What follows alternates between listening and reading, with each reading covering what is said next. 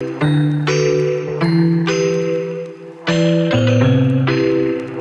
Good. Dormant word का मतलब बताओगे जरा? इनएक्टिव। तो डोरमेंट कंपनी कौन सी कंपनी होती है जो इनएक्टिव होती है? चलिए, अब होता क्या बच्चों, कंसेप्ट आपको पता है, लेकिन जब आप लिखते हो ना तो एक पॉइंट याद आया लिखा, दूसरा पॉइंट याद आया लिखा, ऐसे नहीं लिखना चाहिए, ठीक है? सिस्टमैटिक होती है सारी चीजें। तो सबसे पहले अगर मैं डेफिनेशन की बात करूं, तो डोरमेंट कंपनी की डेफिनेशन, डोरमेंट कंपनी देखो यहाँ पे मैंने किस तरीके से डेफिनेशन दे रखी है। डोरमेंट कंपनी वो कंपनी होती है जो कि फॉर्म्ड होती है, रजिस्टर्ड होती है under this act. This act मतलब क्या? As per companies act. तो डोरमेंट कंपनी वो कंपनी है जिसने अपना रजिस्ट्रेशन और फॉर्म्ड हुई है एज पर कंपनीज एक्ट। किस लिए बनी है? For the future project. हम अपने प्रोजेक्ट, फ्यूचर में जो प्रोजेक्ट आने वाले उसके लिए हमने आज अपनी कंपनी बना दी। अब रीजन समझना, फॉर द फ्यूचर प्रोजेक्ट और लिखा है, इन्होंने अपने पास क्या होल्ड कर रखे हैं? एसेट्स होल्ड करके रखे हैं। या फिर क्या होल्ड करके रखा है? Intellectual property. मुझे बताओ इंटेलेक्चुअल प्रॉपर्टी में क्या क्या आता है? Patent, trademark, copyright. आईटेक्स उसका ट्रेडमार्क है, ठीक है? अब जो वो ट्रेडमार्क है वो हमने होल्ड करके रखा है, भले ही हमारी कंपनी अभी इनएक्टिव है।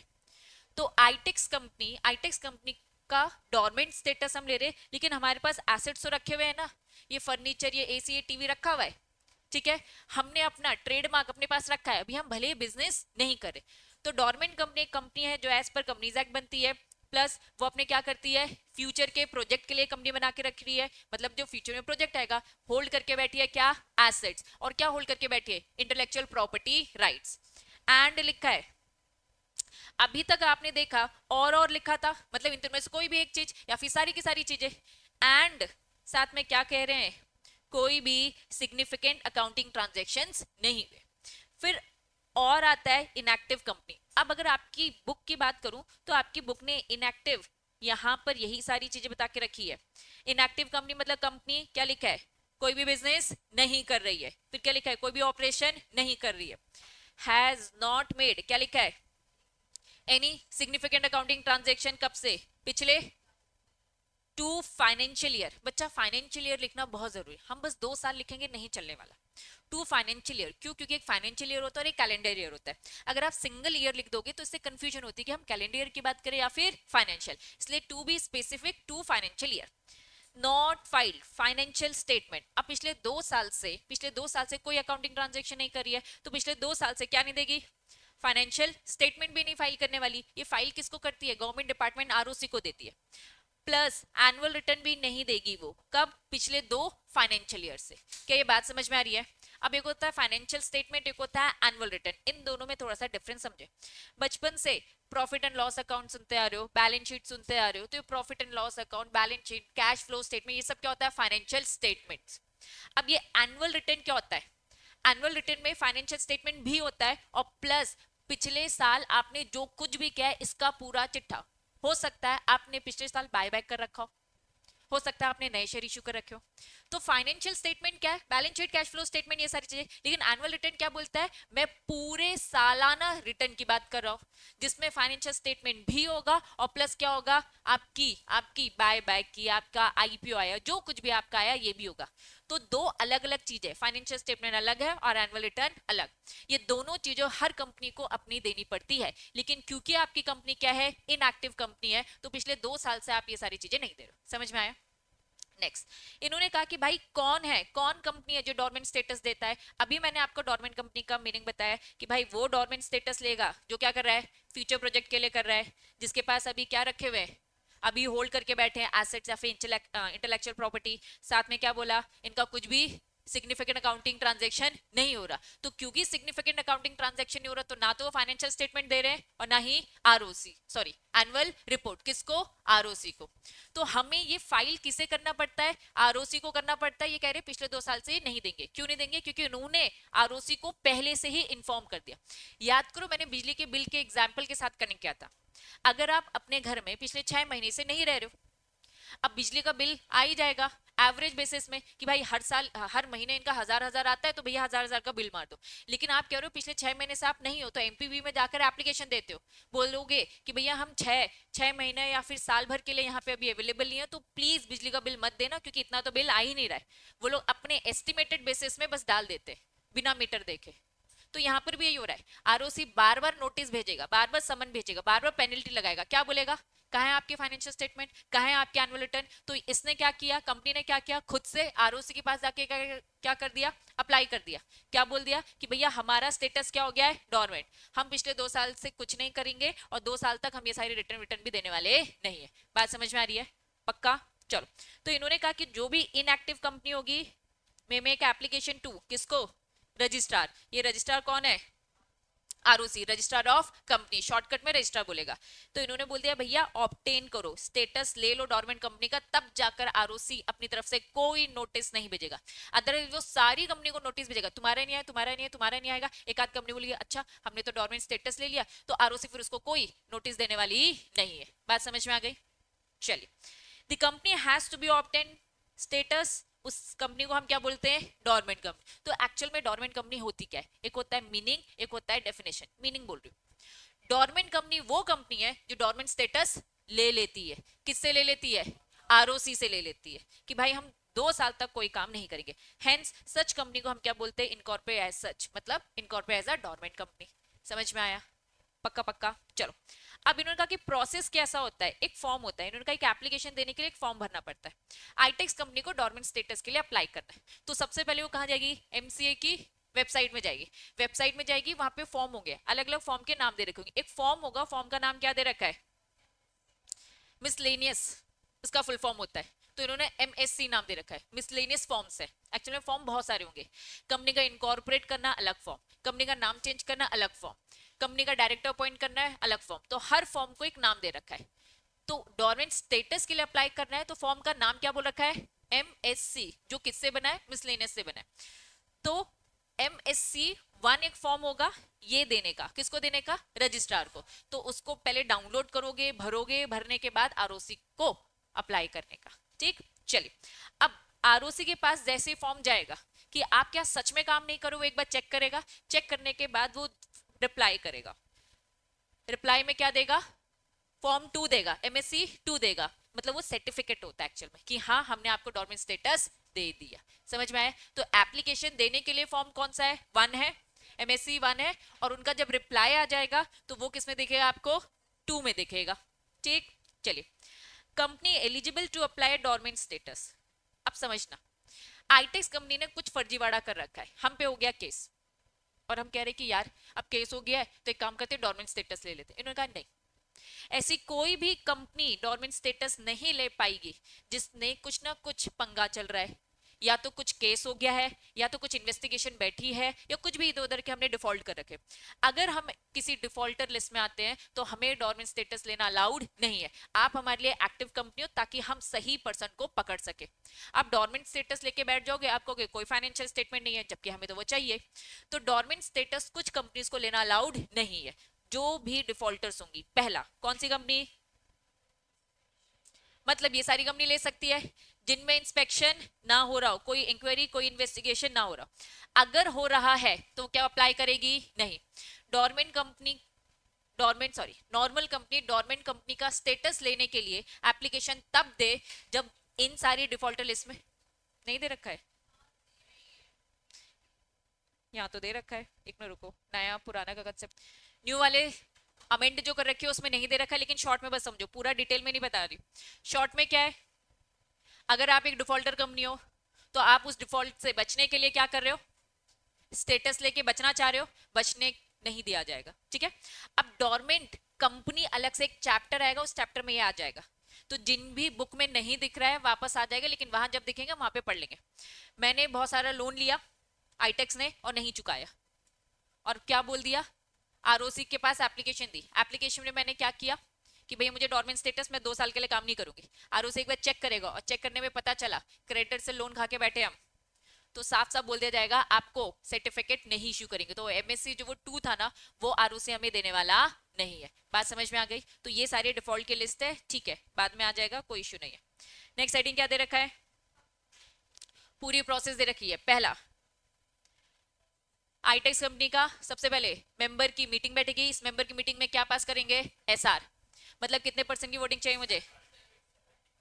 75, ठीक है, इसको 3/4 भी बोल सकते हैं। तो स्पेशल रेजोल्यूशन बोलो या फिर कंसर्न एटलीस्ट क्या लिखा है? 3/4 शेयर होल्डर इन वैल्यू, मतलब 75% की ही बात करें। पहले शेयर होल्डर की मीटिंग होगी, इसमें 75% बोलेंगे हाँ हम अग्री कर रहे हैं, ये बोर्ड ऑफ डायरेक्टर का डिसीजन बहुत सही है कि 75% से हाँ बोल दिया उन्होंने कि ठीक है फ्यूचर में प्रोजेक्ट करेंगे, अभी कुछ नहीं। फॉर एग्जांपल कोविड आ गया, जो भी वट एवर सिचुएशन है, सबको जेन्युइन लग रहा है, तो अगर शेयर होल्डर अलाउ करेंगे तो हम डोरमेंट स्टेटस ले पाएंगे। ऐसे ही खुद से अपनी मर्जी से कोई भी डोरमेंट स्टेटस नहीं ले सकता। तो पहला काम क्या करना है? प्रोसेस। पहला क्या प्रोसेस होगा? शेयर होल्डर की परमिशन। दूसरा क्या लिखा है? परमिशन मिल गई तो आरओसी को क्या फॉर्म देना है? एमएससी 1। देन रजिस्ट्रार एक बार सब चेक करेगा कहीं हम डिफॉल्टर तो नहीं है। चेक करने के बाद वो क्या दे देगा? सर्टिफिकेट दे देगा, दैट वाज क्या है? एमएससी 2। फिर फाइनली नेक्स्ट क्या लिखा है? अब देखो, हमें छोटी मोटी फॉर्मेलिटी तो करनी पड़ती है। डोरमेंट स्टेटस हमें मिल गया, हम 2 साल तक कुछ काम नहीं करने वाले, लेकिन छोटे मोटे तो काम हो रहे, ठीक है। Filing the return of the dormant company. Dormant company एक रिटर्न फाइल करेगी, क्या लिखा है? Audited by the practising CA. अब अकाउंट्स की बात हो रही है तो कौन आ जाएगा? सीए आ जाएगा, प्रैक्टिसिंग सीए आ जाएगा। देखो हो सकता है हम बहुत चालाक बने, हमने डोरमेंट स्टेटस तो ले लिया, हम कंप्लाइंसेस से बचना चाहते थे, हमें आरओसी को क्या नहीं देना था? बैलेंस शीट, फाइनेंशियल स्टेटमेंट, ये सब नहीं देना था। हम धीरे धीरे अपना धंधा पानी तो चला रहे, हम अपना बिजनेस कर रहे हैं, बस आरओसी की नजरों में हमने क्या ले रखा है? Dormant status. तो हम कह रहे कि देखो हमारी जो बैलेंस शीट है वो नील है, हम कोई काम नहीं कर रहे। तो इन्होंने कहा कि ठीक है, एक प्रैक्टिसिंग सीए आएगा, चेक करेगा कि सच में आपका नील है क्या, सच में आपकी कंपनी कुछ काम करे कि नहीं कर रही। तो हो सकता है हम झूठ बोल रहे हो, तो इन्होंने इसके लिए किसको बुला लिया? Practising CA. उसकी डिग्री अब दाव पे लग जाएगी। अगर उसने गलत साइन मारकर दे दिया कि हाँ कंपनी कुछ काम नहीं कर रही और एक्चुअल में हम काम कर रहे थे, तो कौन फंसेगा? Practising CA फंसेगा। तो साफ यहाँ पे उन्होंने बोल दिया कि भाई प्रैक्टिसिंग सीए क्या करेगा? ऑडिट करके देगा। What do mean by audit? Check करेगा अच्छे से, और सच में प्रैक्टिसिंग सीए चेक करेगा, विजिट करेगा यहाँ पर आकर। क्या हो गया बच्चा?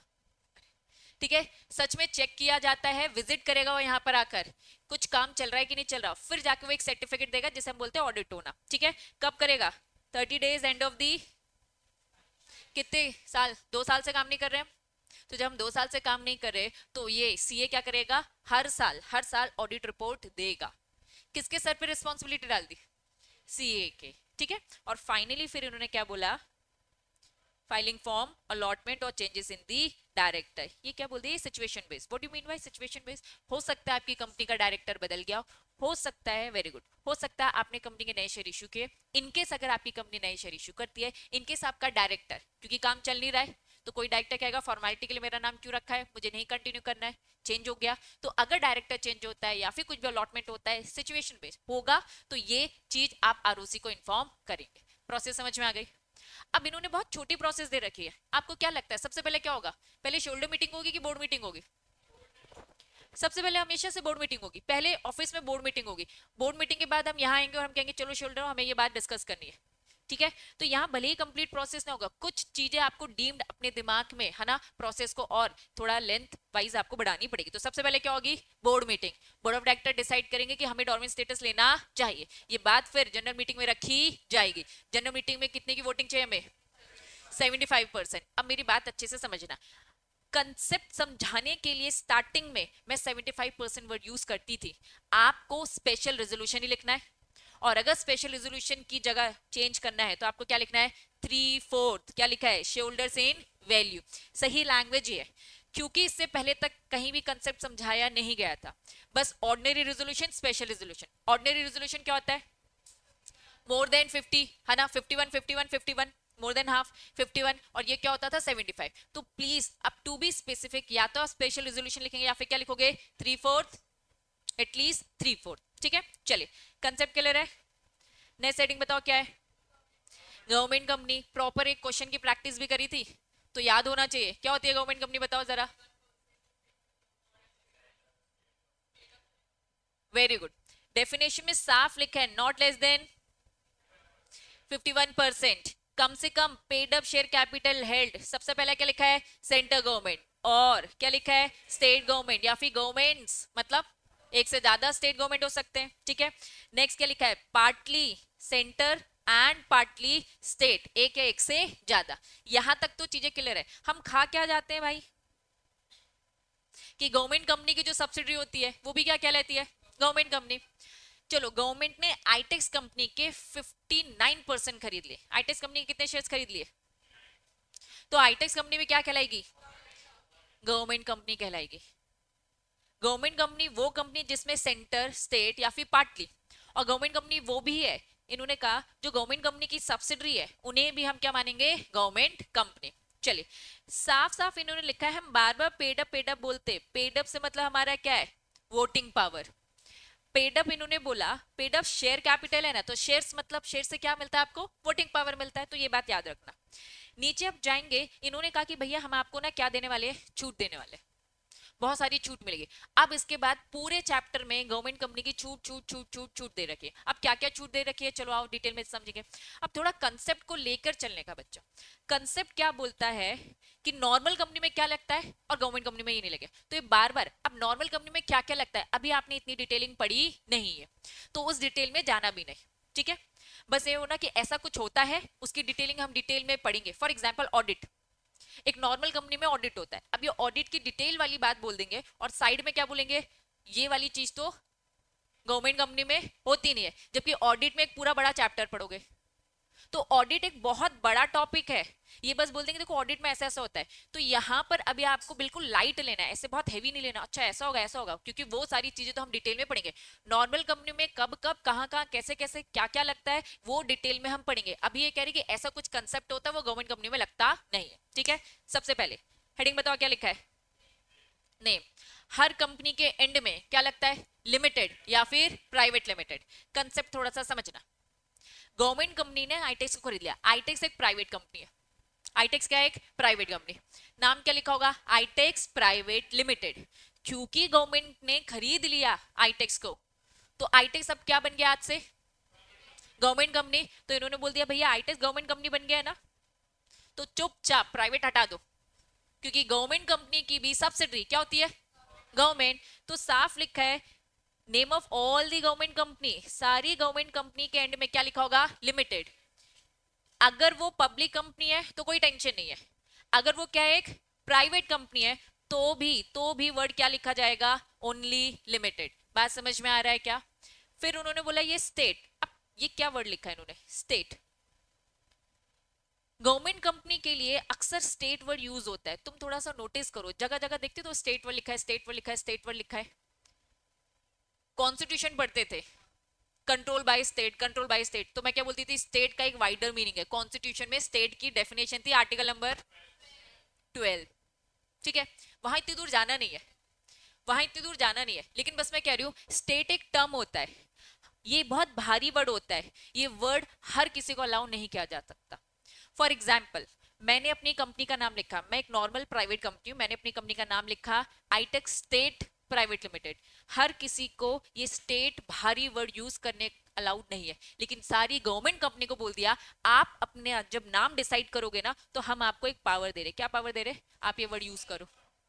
मतलब एरे गरी नथु थैरी कंपनी ऐसा वर्ड यूज नहीं कर सकती, मतलब कौन यूज कर सकता है, लेकिन किस में, अपने कंपनी का जब नाम डिसाइड करोगे तो नाम डिसाइड करते वक्त ये स्टेट वर्ड आपको यूज करना अलाउड है। समझ में आया। नेक्स्ट हेडिंग बताओ क्या लिखा है, ट्रांसफर शेयर, हेडिंग से क्या क्लिक होता है, कंपनी के शेयर ट्रांसफर हो सकते हैं। अब थोड़ा समझना, गवर्नमेंट कंपनी के शेयर्स एक दूसरे को ट्रांसफर, गवर्नमेंट कंपनी के जो शेयर्स है हम ट्रांसफर कर रहे हैं, ठीक है। तो भाई गवर्नमेंट कंपनी के शेयर्स अगर प्राइवेट पर्सन खरीद के खुद गवर्नमेंट कंपनी में एंटर नहीं हो जाएगा, तो ट्रांसफर करना क्या लगता है आपको आसान है। साफ इन्होंने बोला कि भाई एक सेक्शन 56 है जो डिटेल में पढ़ेंगे, चैप्टर है ट्रांसफर ऑफ शेयर, पूरा पढ़ेंगे, not applicable on the government company, securities held by, किसके पास है भाई,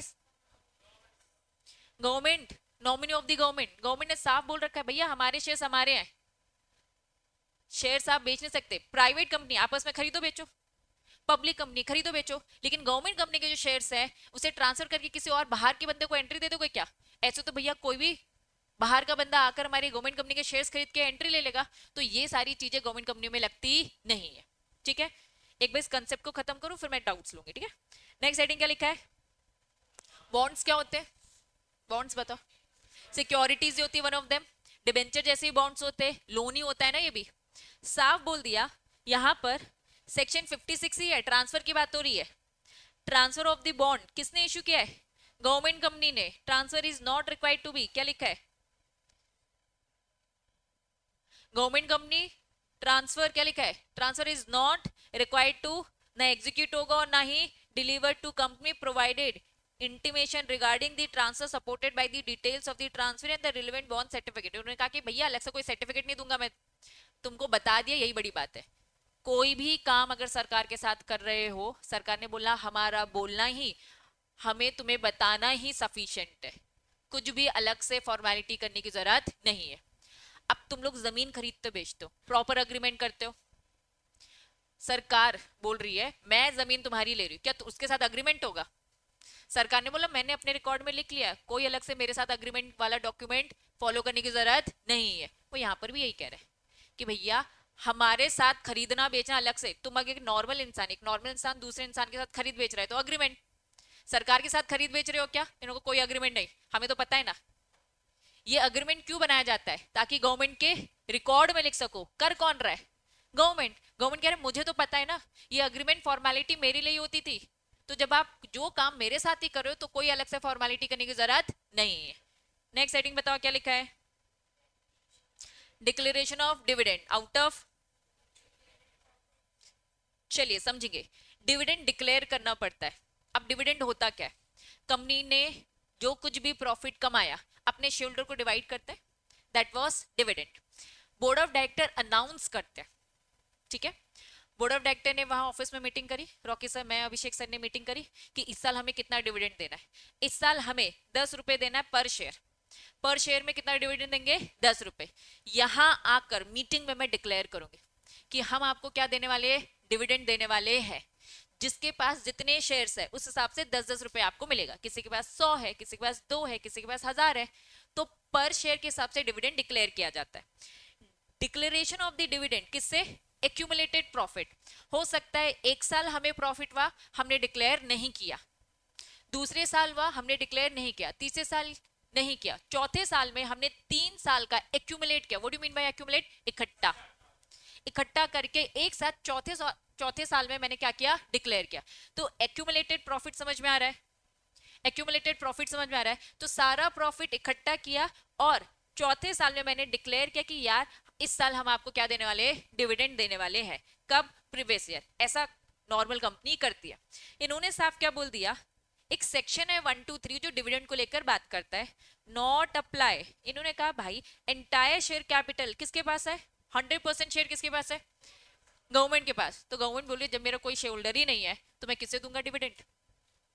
तो डिविडेंड वाली बातें फिर इन पे एप्लीकेबल नहीं है। इन्हें कोई बोर्ड ऑफ डायरेक्टर को डिक्लेरेशन नहीं करने कि हम डिविडेंड देने वाले। क्यों देंगे जब इनके पास सारे के सारे शेयर सरकार के पास लेके बैठे, वहां का पैसा सरकार का। ठीक है, वेरी गुड। नेक्स्ट क्या लिखा है? हेडिंग क्या लिखा है? Deposit of dividend in the schedule bank. Schedule bank बचपन से वर्ड सुन रहे हो? शेड्यूल बैंक की पहली बार सुन रहे हो? नेगोशिएटेड बैंक तो सुना होगा, शेड्यूल चलो ठीक है कोई बात नहीं, समझो। बैंकिंग रेगुलेशन एक्ट जानते हो? नाम तो सुना है, नाम से क्या समझ में आता है? बैंकिंग रेगुलेशन एक्ट, बैंक का एक स्पेशल एक्ट हो गया। इनका एक शेड्यूल बन रखा है, सिंपल भाषा में बोलूं तो इनकी एक टेबल बना के रखी है, उसमें लिस्ट दे रखा है, नेम ऑफ बैंक्स है। बैंकिंग रेगुलेशन एक्ट में जितने बैंकों के नाम लिखे होते हैं उनको हम क्या बोलते हैं? Scheduled bank. वापस, शेड्यूल्ड बैंक मतलब क्या है? जो बैंकिंग रेगुलेशन एक्ट में जो नाम बता के रखे जिन जिन बैंक का, एसबीआई बैंक का नाम वहां लिखा है तो एसबीआई बैंक को क्या बोलूंगी? Scheduled bank. Punjab national bank का लिखा है तो क्या बोलूंगी? पंजाब नेशनल बैंक भी क्या है? शेड्यूल्ड बैंक है। आईसीआईसीआई बैंक का नाम नहीं लिखा है तो वो नॉर्मल बैंक है। तो हाँ, एग्जैक्टली प्राइवेट नहीं, अगर उसमें उसकी एंट्री हो गई तो वो भी क्या हो जाएगा? नहीं, शेड्यूल समझो, जो एक्ट में नाम लिखे हैं वो शेड्यूल है, दैट्स इट। फॉर एग्जाम्पल कुछ भी चीज कंपनीज एक्ट में लिखा है तो कंपनीज एक्ट के अकॉर्डिंग हो गया। तो जो भी बैंकिंग रेगुलेशन एक्ट में, बैंक के एक्ट में जिनका नाम लिखा है वो हमारे हिसाब से क्या होते हैं, शेड्यूल। और ज्यादातर पब्लिक बैंक ही होते हैं, प्राइवेट नहीं होते ज्यादातर, लेकिन जनरल रूल बोला है, एक्सेप्शन भी होते हैं। बात समझ में आ रही है? आरबीआई, आरबीआई तो खुद ही सेंट्रल बैंक हो गया। ओह पीछे ध्यान दो इधर। शेड्यूल बैंक समझ में आया? क्या होता है शेड्यूल बैंक? इनके खुद के एक्ट में डिफाइंड बैंक है, ठीक है। वापस सेक्शन 123, नो सॉरी यही चल रहा था ना, नहीं हाँ, heading deposit of the dividend in a schedule bank with in 5 days from the date of declaration. मैंने अभी आपको क्या बताया कैसे डिक्लेयर किया जाता है। पहले बोर्ड मीटिंग होगी, बोर्ड मीटिंग में क्या डिसाइड हुआ, 10 रुपए के हिसाब से देना है हमें 10, ठीक है। यहाँ के मैंने डिक्लेयर किया और जैसे डिक्लेयर किया वहां से कितने दिन के अंदर, 5 दिन के अंदर। कितने दिन के अंदर? 5 दिन के अंदर from the date of declaration. यहां मैंने मीटिंग में डिक्लेयर किया 5 दिन के अंदर, मतलब आज छोड़कर कल परसों नरसों, ऐसे कितने दिन है, 5 दिन। इन 5 दिनों में मुझे क्या करना है, क्या करना है, शेड्यूल बैंक, कोई भी शेड्यूल बैंक जिनका नाम है उन बैंकों में जाकर पूरा डिविडेंड का जो पैसा है बैंक में डिपॉजिट करना है। क्योंकि हो सकता है हमारी बातें खोखली हो, हम बस यहां पर मार्केट में क्या होता है, जो भी मीटिंग में बातें हो सब मार्केट में जाएगी, कंपनी की क्या बढ़ेगी, रेपुटेशन बढ़ेगी, गुडविल बढ़ेगी। तो हम बस फेक वादे कर रहे हो और आगे चल के ना दे। तो इन्होंने कहा कि डिक्लेयर कर देना, अब तुम्हारी रिस्पॉन्सिबिलिटी है जितना पैसा डिविडेंड का है वो कहाँ पे आ जाए, शेड्यूल बैंक। एसबीआई बैंक को पकड़ा मैंने और 5 दिन के अंदर अंदर मुझे वो पैसा डिपॉजिट करना है। अब जितने शेयर होल्डर्स होंगे धीरे धीरे धीरे उनके पर्सनल अकाउंट में ट्रांसफर कर दिए जाएंगे। तो इस तरीके से डिविडेंड मिलता है। कंसेप्ट समझ में आया? प्रोसेस कैसा होता है? वापस पहले बोर्ड मीटिंग हुई, बोर्ड मीटिंग में डिसाइड हुआ कि डिविडेंड देना है। कितना देना है? 10 रुपए। डिक्लेयर कहाँ किया, कहाँ डिक्लेयर किया, जनरल मीटिंग में। डिक्लेरेशन तो आपको दूंगी ना कि हम डिविडेंड देने वाले हैं। कब देना है, कंपनी लॉ बोलता है कब देना है, 5 दिन के अंदर। लेकिन दोगे कैसे 5 दिन के अंदर? पहले तो कोई शेड्यूल बैंक पकड़ो, उसमें लिखो आईटेक्स कंपनी का डिविडेंड बैंक अकाउंट ओपन हो रहा है, उसमें पैसे पूरे के पूरे डाल दो। हमने 1 करोड़ पैसा डाल दिया और धीरे धीरे धीरे, क्योंकि हमारे पास सबकी डिटेल्स होंगी, सारे शेयरहोल्डर की डिटेल होंगी, हमारे पास एक रजिस्टर होता है जिसका नाम क्या होता है, मेंबर ऑफ रजिस्टर। उसमें सबका नाम लिखा होगा, सबका बैंक अकाउंट होगा। अब धीरे धीरे धीरे क्या करेंगे, सबके अकाउंट में, सबके खाते में पैसे डालते जाएंगे। लेकिन पहले आपको पूरे पैसे इकट्ठे वहां डालने। हो सकता है हम झूठे बातें करें, 1 करोड़ देना था, है हमारे पास 50 लाख, आधों को दिया आधों को नहीं दिया, ये सारे नाटक बहुत होते हैं, इसीलिए ऐसी प्रोसेस की जाती है। इन्होंने कहा भैया हम कौन है, हम कौन है, government company. Section 123 not apply company. इन्होंने कहा भैया 100% शेयर्स। ऊपर उन्होंने क्या बोला था, आपको डिविडेंड डिक्लेयर ही नहीं करना। जब डिविडेंड डिक्लेयर ही नहीं करना तो आप क्यों बैंक में जमा करोगे पैसे, क्योंकि सारे के सारे शेयर्स तो किसके पास है, गवर्नमेंट के पास। क्या ये कंसेप्ट समझ में आ रहा है? नेक्स्ट हेडिंग क्या लिखा है, एग्जामिशन किससे, अकाउंटिंग स्टैंडर्ड्स। समझना, जैसे आप कंपनी लॉ के रूल्स रेगुलेशंस पढ़ रहे हो ना, ऐसे अकाउंट्स के रूल्स रेगुलेशंस होते हैं, स्टैंडर्ड्स होते हैं। कुछ सेक्रेटेरियल स्टैंडर्ड्स याद आ रहे हैं? एज अ सीएस आपको सेक्रेटेरियल स्टैंडर्ड फॉलो करने, ऐसे ही as a CA chartered accountant को क्या करना है, उनके अकाउंटिंग स्टैंडर्ड्स फॉलो करने। तो एक अकाउंटिंग स्टैंडर्ड नंबर कौन सा है, 17 है। वो किससे रिलेटेड बात करता है, सेगमेंट रिपोर्टिंग। एक रिपोर्टिंग करनी पड़ती है उन्हें, हर नॉर्मल कंपनी को करनी पड़ती है, ठीक है। इन्होंने कहा कि भाई वो जो सेगमेंट रिपोर्टिंग है किसे करने की जरूरत नहीं है, डिफेंस प्रोडक्शन गवर्नमेंट कंपनी। अब थोड़ा सा लॉजिक लगाओ, गवर्नमेंट कंपनी कौन सा काम करिए, डिफेंस का। इन्होंने कहा भैया ये एक एक सेगमेंट, एक एक रिपोर्टिंग डिटेल में अगर दिखा देगी तो ये एमसी की वेबसाइट में हर किसी को दिखेगा।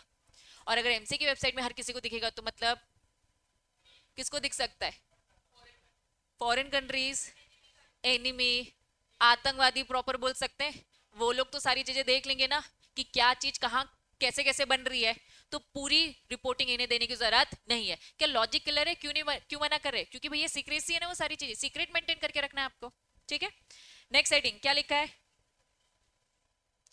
सर्टेन डिस्क्लोजर से छूट मिल रखी है, किसमें, बोर्ड रिपोर्ट। इन्होंने साफ बोल दिया कि सेक्शन, अभी सेक्शन नंबर बस दे रखा है, इस सेक्शन नंबर में कुछ डिस्क्लोजर्स होते हैं।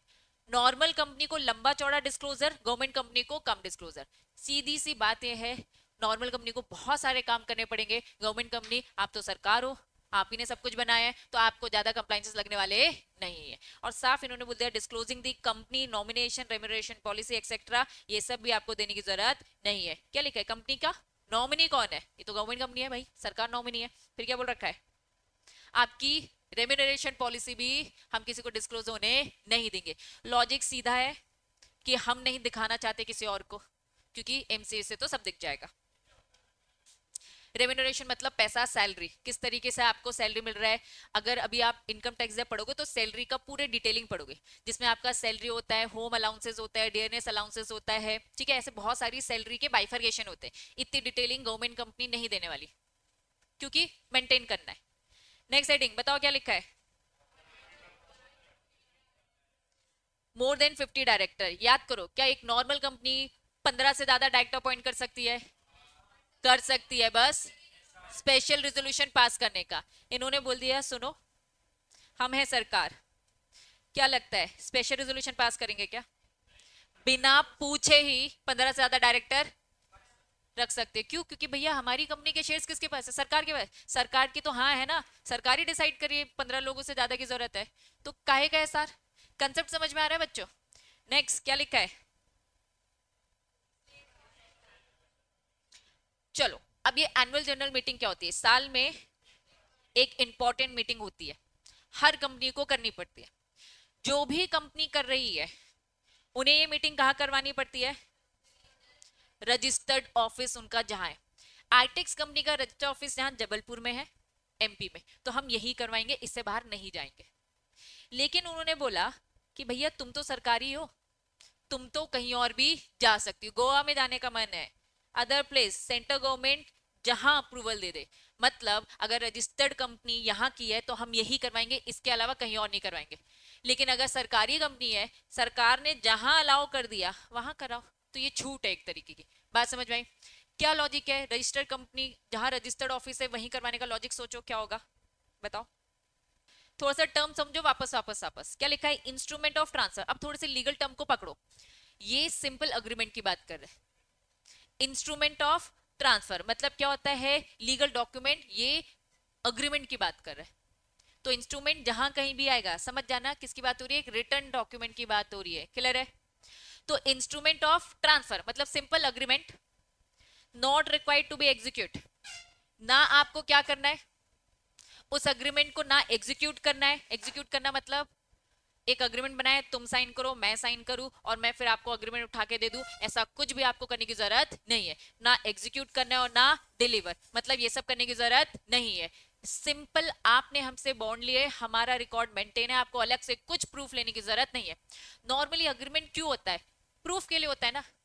आपके पास प्रॉपर्टी मैंने अगर आपको बेची तो एक अग्रीमेंट में साइन करवाया जाता है, ताकि प्रूफ रहे कि हाँ मैंने ये प्रॉपर्टी बेची है और आपके पास प्रूफ। ये अग्रीमेंट कौन रखेगा, आप रखोगे। बात समझ में आ रही है? इन्होंने कहा कि भैया सरकार के साथ कर रहे हो, अलग से कोई भी रिटर्न अग्रीमेंट की जरूरत नहीं है। कंसेप्ट क्लियर है? चलो नेक्स्ट क्या, एक्यूमुलेटेड प्रॉफिट मतलब इकट्ठा प्रॉफिट। इकट्ठा प्रॉफिट, एक्यूमुलेट मतलब जो साथ में इकट्ठा है, ठीक है। इन्होंने यहाँ पे बस क्या बोल रखा है कि भाई सारे के सारे शेयर्स किसके पास है, सरकार के पास, तो कोई डिविडेंड डिक्लेयर करने की जरूरत ही नहीं है। एक्यूमुलेटेड प्रॉफिट, वो प्रॉफिट उन्हीं के पास रखा रहेगा। और क्या डाउट था, हो गया? चलो ये सारे पॉइंट्स क्लियर है। इन्होंने कहा कि हम, इसके बाद टॉपिक है ना डिटेल में है, हेडिंग बताओ नेक्स्ट, डिटेलिंग क्या लिखी है। अब सबकी बहुत डिटेल में नहीं जाना, इंडिपेंडेंट डायरेक्टर का कंसेप्ट पहले समझो। कौन होता है इंडिपेंडेंट डायरेक्टर, बाहर का डायरेक्टर जो अंदर के डायरेक्टर के काम को चेक कर रहा है, ठीक है। इन्होंने बोल दिया भैया बोर्ड सब्स्टिट्यूटेड बाय, पूरे के पूरे बोर्ड मतलब बोर्ड ऑफ डायरेक्टर, ये पूरे के पूरे board of director government company के कौन है, सेंट्रल गवर्नमेंट ने रखे। तो सेंट्रल गवर्नमेंट वैसे ही आंख गड़ाए बैठी है भाई कि बोर्ड ऑफ डायरेक्टर तुम अच्छे से काम कर रहे हो कि नहीं कर रहे। तो इन्होंने बोल दिया भाई तुम्हें कोई अलग से इंडिपेंडेंट डायरेक्टर की जरूरत नहीं है। मैं आईटेक्स कंपनी, रॉकी सर, मैं अभिषेक सर अच्छे से काम कर रहे कि नहीं कर रहे, तो लॉ बनाया कि अलग से लेकर आओ, वो चेक करेगा। सरकार बोली भैया हमने ये अपॉइंट किया है, हम जब चाहे इन्हें इन कर सकते हैं, जब चाहे इन्हें आउट, तो अलग से किसी डायरेक्टर को अपॉइंट करने की इन्हें जरूरत नहीं है। बात समझ में आई? नेक्स्ट हेडिंग क्या लिखा है, appointment of director, requirement of seeking consent from the director hold office filing the 30 days इन्होंने बोला अपॉइंटमेंट टू आरओसी रिलैक्स। इन्होंने कहा जब भी किसी डायरेक्टर को अपॉइंट करते हो ना तो तुरंत आरओसी को इन्फॉर्म करो। कितने दिन के अंदर? 30 दिन के अंदर। आज मैंने एक डायरेक्टर को अपॉइंट किया, एक्स वाई जेड को मैंने आईटेक्स में अपॉइंट किया, मुझे 30 दिन के अंदर आरओसी को इन्फॉर्म करना है। हमने आईटेक्स में 3 डायरेक्टर की जगह 4 डायरेक्टर रख लिए, ये इन्फॉर्म करना है।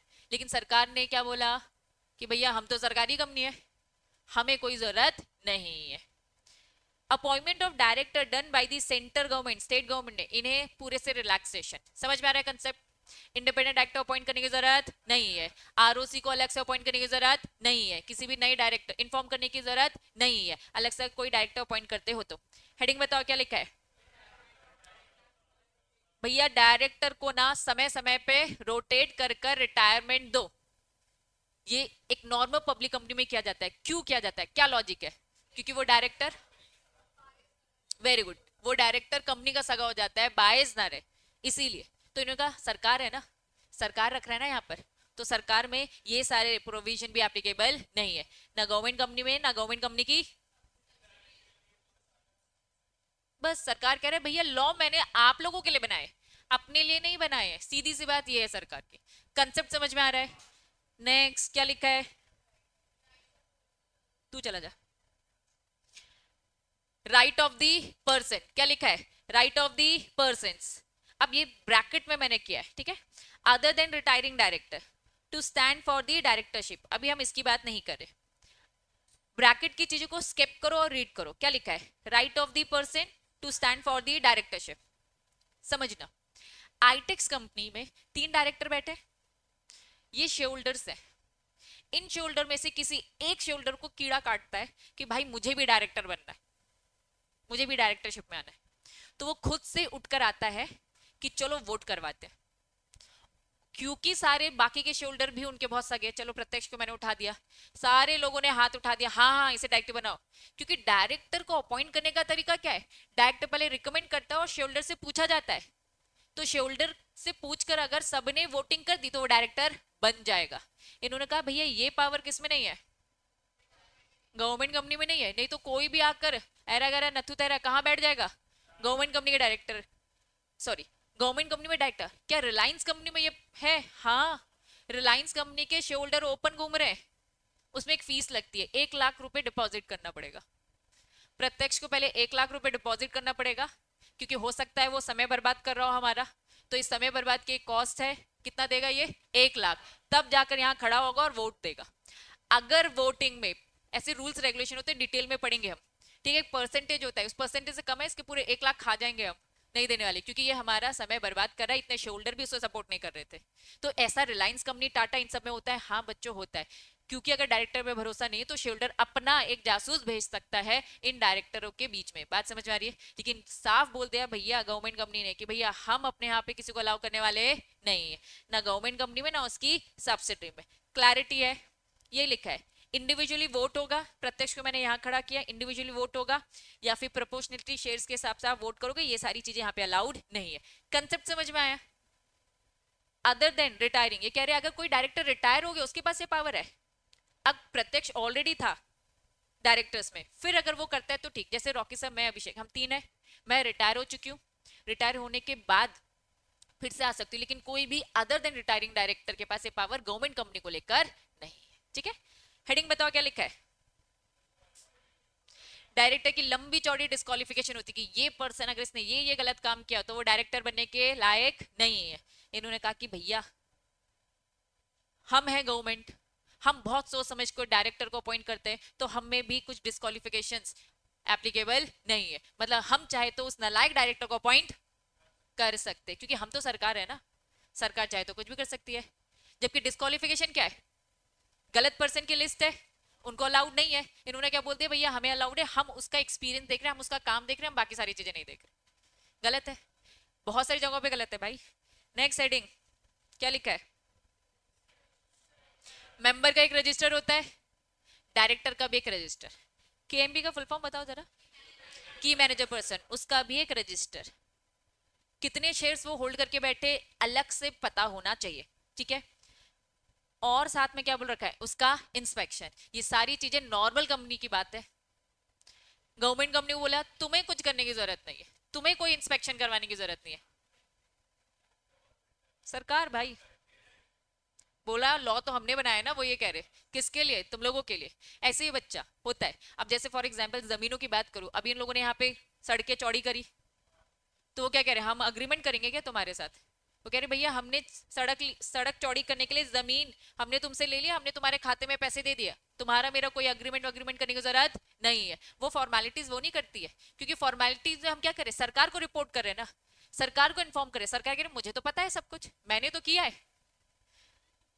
बस मेरे रूल्स है, इसलिए उन पे एप्लीकेबल नहीं है। ठीक है, चलो हेडिंग क्या लिखता है, लोन टू किसको, जनरली अगर लोन डायरेक्ट उठा रहा है, अगर मैं आईटेक्स कंपनी से लोन उठाऊंगी तो मेरे में होती है भारी भरकम रिस्ट्रिक्शंस। क्या बोला इन्होंने यहाँ पर, गवर्नमेंट कंपनी में ऐसा कुछ भी रिस्ट्रिक्शन,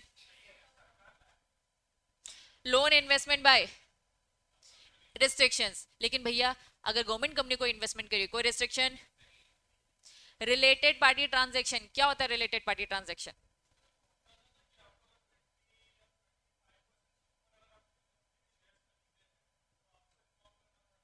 कुछ नहीं करना इन लोग को, सब बस बस बस है वो रूल्स डिटेल में। ठीक है, रिलेटेड पार्टी ट्रांजैक्शन क्या होता है बताओ जरा। हम अपने रिलेटिव के साथ बिजनेस करें, मैंने अक्सर एग्जांपल दे रखा है कि आईटेक्स बिजनेस कर रहा है रॉकी सर के भाई के साथ, उनका अलग से एक बिजनेस, तो इन्हें क्या बोलेंगे हम, रिलेटेड पार्टी ट्रांजैक्शन। इन्होंने कहा कि भाई सरकार सब कुछ कर सकती है, हाँ गवर्नमेंट कंपनी वो भी कर सकती है, लेकिन उसमें बहुत सारे डिस्क्लोजर, इन्हें इतना डिस्क्लोजर देने की जरूरत नहीं है। और फाइनली नेक्स्ट क्या लिखा है, कौन होते हैं मैनेजर पर्सन, कुछ केएमपी याद आ रहा है, managing director, whole time director, manager, very good, CS, CFO. Appointment और रीअपॉइंटमेंट, इन्होंने कहा कि नॉर्मल कंपनी में सारी बातें लगती है, गवर्नमेंट कंपनी में बातें नहीं लगती। नॉर्मल कंपनी में लगता क्या है, इन्होंने कहा कि हर कंपनी में क्या होता है, एक MD, whole time director, manager, उसका रोटेशन से रिटायरमेंट होना चाहिए, तो कितने साल वो रह सकता है, 5 साल। इन्होंने क्या बोल दिया, रोटेशन तो हम पे नहीं लगता, हम 5 साल से ज्यादा भी रख सकते हैं, कम भी रख सकते हैं, हमारी मर्जी। नेक्स्ट, हमें बोर्ड, बोर्ड मतलब क्या, बोर्ड ऑफ डायरेक्टर। अब थोड़े कंसेप्ट को बच्चा समझना, अक्सर बोर्ड आएगा तो बोर्ड के दो मतलब होते हैं, कभी कभार बोर्ड ऑफ डायरेक्टर होता है और कभी कभार नहीं, बोर्ड मतलब सेबी बोर्ड भी होता है, सेबी को भी बोर्ड बोला जाता है। लेकिन यहाँ पे कहीं भी अभी सेबी का जिक्र नहीं हो रहा है, आपको आगे पीछे की भी सिचुएशन समझनी पड़ेगी, यहाँ बोर्ड का मतलब बोर्ड ऑफ डायरेक्टर ही है। ठीक है, चलो इन्होंने क्या बोला, बोर्ड की अप्रूवल, मेंबर की अप्रूवल, किसको अपॉइंट करने के लिए, ये मैनेजर पर्सन के। नॉर्मल कंपनी को परमिशन लेनी पड़ती है, इन्होंने क्या बोला, अपॉइंट किसने किया, सरकार ने, हम किसी की परमिशन लेने वाले नहीं है। नोटिस वगैरह देना पड़ता है अपॉइंटमेंट के लिए, हम कोई नोटिस नहीं देंगे। कुल मिलाकर रिटर्न फाइल करनी पड़ती है, हम नहीं करेंगे। कौन नहीं करेगा भाई, कुछ नहीं कर रही है, सीधी सी बात है। इसलिए मैंने पहले बोला था नॉर्मल कंपनी को बहुत कुछ करना है, सरकार की कंपनी को कुछ नहीं करना, ये सब इसकी छूट है। लेकिन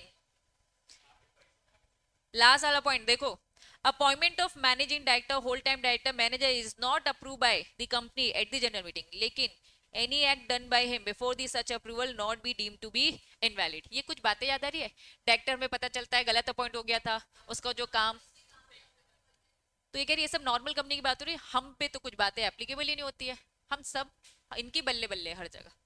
क्या बात समझ में आ रही है, क्या लिखा है, सेम बात है की मैनेजर पर्सन हर कंपनी को अपॉइंट करना पड़ेगा, सीएस वाली भी बात थी कुछ, ऑल द प्रोविजन सेक्शन 203, ये सेक्शन तुम्हें याद हो जाना चाहिए। ये सेक्शन बताता है कि भैया सीएस है ना, किस किस कंपनी में अपॉइंट होता है, केएमपी में आता है। इन्होंने कहा मैनेजिंग डायरेक्टर वाली बात गवर्नमेंट कंपनी में नहीं है, CFO, manager, their absence whole time, हमने जनरली पढ़ा है कि कंपनी में ये केएमपी को अपॉइंट करना है। ठीक है, अगर नहीं अपॉइंट करोगे तो क्या लगेगा, पेनल्टी। पहले दो पैराग्राफ समझ में आया, हर कंपनी को ये अपॉइंट करना है, नहीं करोगे तो क्या लगेगी, पेनल्टी। ठीक है, बोला गवर्नमेंट कंपनी पे नहीं एप्लीकेबल हो और ना ही गवर्नमेंट कंपनी में पेनल्टी ले, लेकिन गवर्नमेंट कंपनी में ये एप्लीकेबल है। पढ़ो, अच्छा लगेगा, दिल को ठंडक मिलेगी, पढ़ो तुम लोग पढ़ो।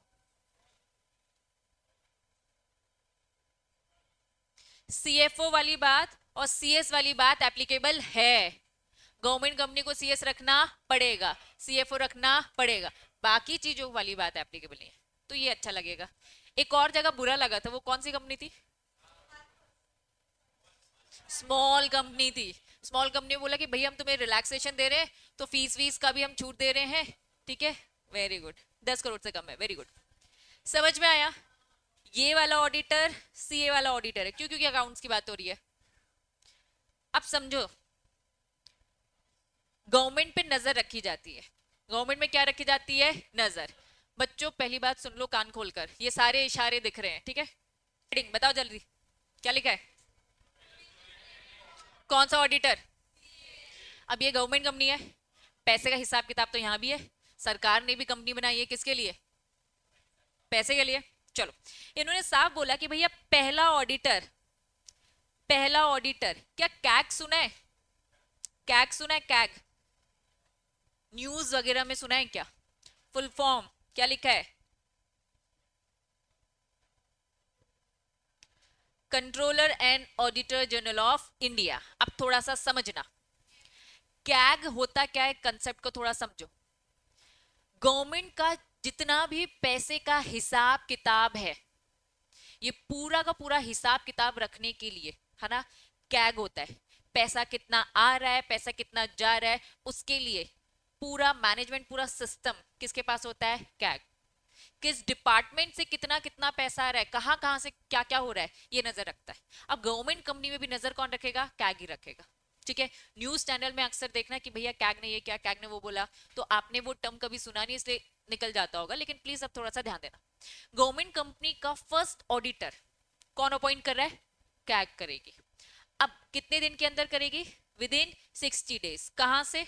जब भी कंपनी तुरंत बनेगी वहां से 60 डेज का समय है, कैग तुरंत वहां पे अपॉइंट करेगा अपने मर्जी से एक ऑडिटर को, किसी प्रैक्टिसिंग सीए को पकड़ के लाएगा और कहेगा भैया तुमको नजर रखना है इस कंपनी पे। यहां तक चीजें क्लियर है?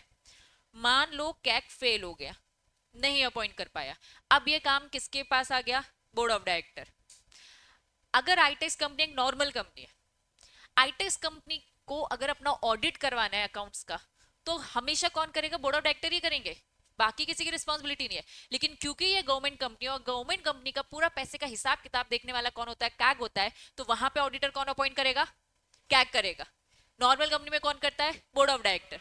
लेकिन अगर कैग फेल हो गया, 60 डेज में नहीं कर पाया, तो बोर्ड ऑफ डायरेक्टर के पास ये पावर आ जाएगी और नेक्स्ट 30 डेज में वो अपॉइंट कर देगा। बात समझ आ गई? लेकिन ये बोर्ड ऑफ डायरेक्टर भी क्या हो गया? फेल हो गया। फिर कंपनी के मेंबर्स पे बात आएगी, मेंबर्स को अपॉइंट करना पड़ेगा 60 डेज के अंदर। अलग से एक एक्स्ट्रा ऑर्डिनरी, अलग से एक मीटिंग होगी, एक्स्ट्रा ऑर्डिनरी जनरल मीटिंग होगी।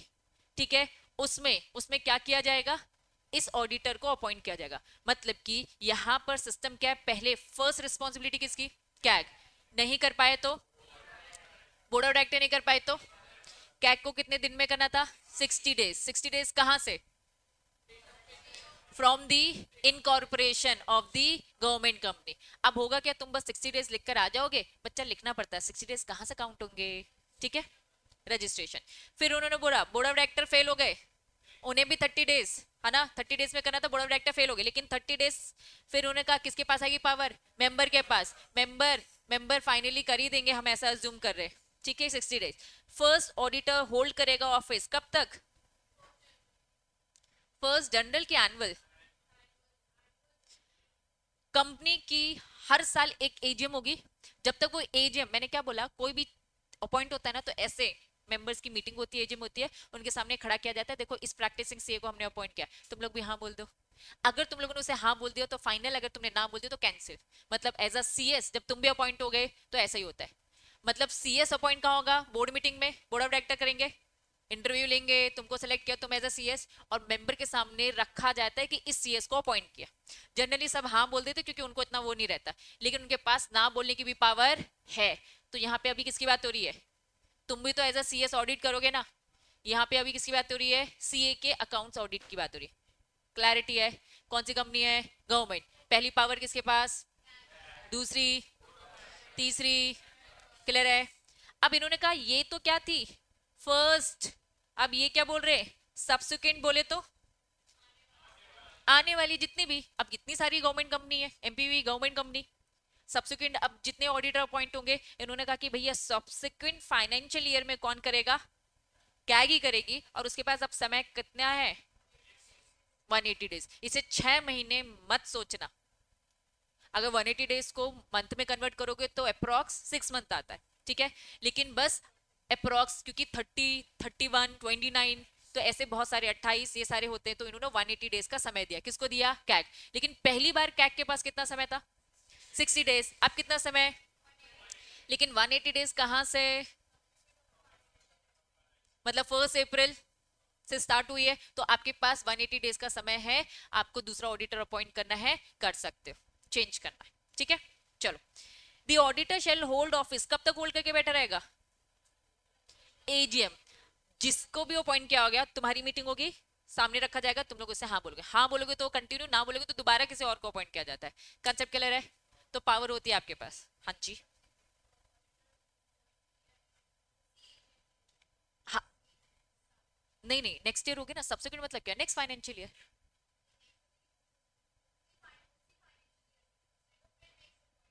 2023 में एक अपॉइंट हुआ, हो सकता है आप उसी को आगे कंटिन्यू करवाओ, मर्जी है, काम अच्छा लगा तो कंटिन्यू करेगा, काम अच्छा नहीं लगा तो आउट। फिर 2025, थोड़ा बहुत अगर आपको कंसेप्ट याद हो, हमने इससे पहले टॉपिक इसी चैप्टर में पढ़ा था, कहीं लिखा था 5 साल और कहीं लिखा था 10 साल। अगर आप सिंगल प्रैक्टिसिंग कर रहे हो एक सीए, तो वो सीए ऑडिट करेगा 5 साल के लिए। अगर आपकी प्रैक्टिसिंग फर्म है तो आप एक कंपनी में 10 साल कंटिन्यू काम कर सकते हैं, इसके बाद आपको ब्रेक लेना पड़ेगा, क्योंकि जैसे एक डायरेक्टर सगा होता है वैसे ही एक सीए भी सगा हो सकता है, बन सकता है आराम से, है ना। तो 5 साल की ऐसी वैलिडिटी होती है। तो अब 5 साल है तो एकदम 5 साल नहीं होते, काम अच्छा लगा तो कंटिन्यू करो, अगर नहीं अच्छा लगा तो, लेकिन हमें काम इतना अच्छा लगा कि हम और कंटिन्यू करना चाहते हैं 5 साल से, उन्होंने कहा नहीं नहीं नहीं नहीं भैया, मैक्सिमम आपके पास कितने हैं 5 साल, लेकिन ये 5 साल किसके साथ, जो सिंगल सीए प्रैक्टिसिंग कर रहा है, सोल प्रोप्राइट सोल काम कर रहा है, जो अपनी पार्टनरशिप फर्म बनाकर काम कर रहा है, उसको समय हमने 10 साल के दिया, क्योंकि उसके पास बहुत सारे सीए हैं, इसलिए इस चीज का उसे वैल्यू मिलता है। हम्म, 5 साल का ब्रेक लेना होता है, ऐसे रूल से डिटेल में अलग से चैप्टर पढ़ेंगे, वो मैं करूँ, इनकी डिटेलिंग में नहीं जाओ, क्योंकि डिटेलिंग तो हम अलग से एक चैप्टर पढ़ेंगे। इन्होंने क्या बोलते हैं भैया, आपको ऐसे ऐसे तरीके से काम चलेगा, ठीक है, फोन रख दे नहीं तो पिटाई होगी तेरी। नेक्स्ट क्या लिखा है, किसका अपॉइंटमेंट, हो सकता है सिंगल सीए काम कर रहा था, कैजुअल वैकेंसी, डेथ हो गई, कुछ भी हो सकता है ना। अगर कैजुअल वैकेंसी आ गई तो किसका, क्या की रिस्पॉन्सिबिलिटी, तुरंत अपॉइंट करे, कितने दिन के अंदर, सबसे पहला ऑडिटर कौन अपॉइंट करेगा, कितने दिन के अंदर। अब सब्सिक्वेंट फाइनेंशियल ईयर में सबसे पहले किसको बोल दिया, कैग को, कितना समय दिया, बीच में किसी में कैजुअल वैकेंसी आ जाती है तो कैग आएगा फिर से, क्या 30 डेज में उसको करना है, तो पहला 60 है, फिर 180, फिर क्या है 30, याद रहेगा पक्का पक्का। अगर वो भूल गया, नहीं कर पाया, दिक्कत हो गई उसे अपॉइंट करने में, तो डायरेक्टर के पास काम आएगा। क्लैरिटी है, हेडिंग बताओ। इन्होंने बोले भैया कैग बहुत नजर रखता है पैसों में, तो प्लीज ऑडिट रिपोर्ट किसको देने का, एक कॉपी कैग को भी जाएगी। और तुम्हें क्या लगता है, अगर ये कैग के पास गई है, उसके पास उसे डाउट है, ये जो ऑडिट रिपोर्ट आई है गड़बड़ आई है, तो कंडक्ट क्या लिखा है, अलग से ऑडिट करवाएगा, एक ऑडिट जो हो चुका है कैग करवाएगा। कैग ने एक बंदे को अपॉइंट किया था, वो ऑडिट कर रहा था, उसे उस पर भी अगर डाउट हो रहा है तो वो सप्लीमेंट्री ऑडिट करवाएगा, कंपनीज अकाउंट बाय हिमसेल्फ, और खुद करवाएगा या फिर किसी भी पर्सन से जिससे भी वो कहेगा ऑथराइज। एंड क्या लिखा है, जो ऑडिट रिपोर्ट जो बनाई थी पुरानी वाली, उसमें कमेंट वगैरह करवाएगा, ठीक है। तो कुल मिलाकर वो अपनी मर्जी बहुत अच्छे से चलाने वाला है, क्योंकि कैग पूरा पैसे का हिसाब किताब रखता है, ठीक है।